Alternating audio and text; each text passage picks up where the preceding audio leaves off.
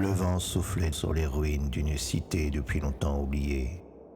Les gratte-ciel éventrés se dressaient comme des squelettes d'acier, leurs flancs rongés par le temps et la végétation. Sous la lumière pâle d'un soleil fatigué, la ville semblait figée dans une éternité silencieuse, bercée par le murmure du passé. Au centre d'une ancienne avenue craquelée, parmi les vestiges d'un monde révolu, une petite fille dansait. Ses pieds nus effleuraient les pavés brisés alors qu'elle tournoyait sur elle-même, la tête renversée vers le ciel, les bras levés comme des ailes fragiles. Son rire s'élevait, cristallin, défiant l'immobilité qui pesait sur la cité en ruine. Elle chantait.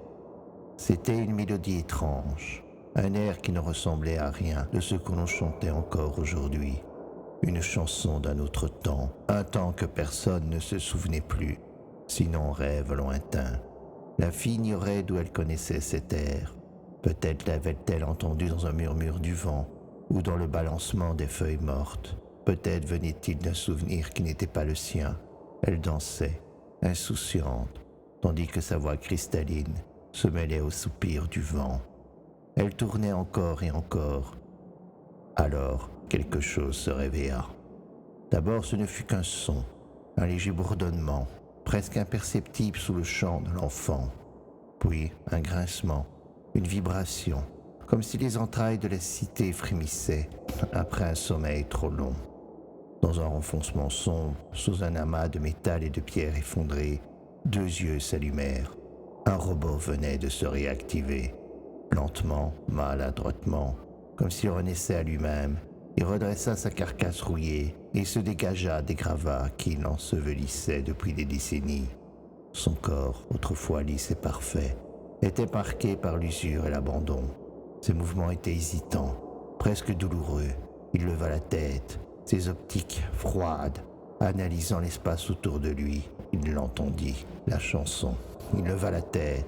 La fillette continuait de danser, ignorant la présence de la silhouette métallique qui venait de s'éveiller derrière elle. La machine la fixait, figée. Il connaissait cet air.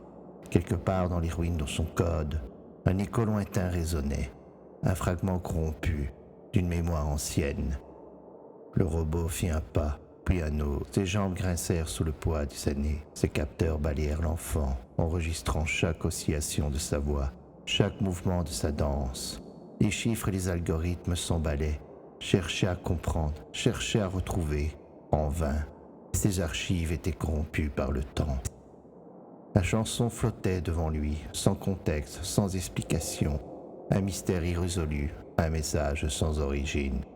La fille s'arrêta enfin. Elle avait senti quelque chose, comme une présence, une ombre qui n'était pas là quelques instants plus tôt. Elle tourna la tête et ses grands yeux sombres croisèrent les optiques et le blême du robot. Ils se regardèrent. La machine ne bougea pas. Elle non plus. Un souffle passa entre eux, un silence suspendu. Elle lui sourit. Puis, sans un mot, sans peur, elle tourna sur elle-même une dernière fois et s'éloigna, pieds nus sur le sol froid de la cité morte. Le robot la regarda s'éloigner, son chant s'effaçant avec elle. Son pas était léger, presque trop léger. Peu à peu, son corps se fondit dans la brume du soir. Ses contours se brouillèrent. Sa silhouette devint floue, comme s'il n'avait jamais vraiment été là. Le robot resta immobile. Le vent s'éleva doucement, portant avec lui la dernière note de la chanson oubliée. Puis, comprenant enfin qu'il n'y avait plus rien à observer, plus rien à percevoir, plus rien à entendre, il s'éteignit à nouveau, cette fois définitivement.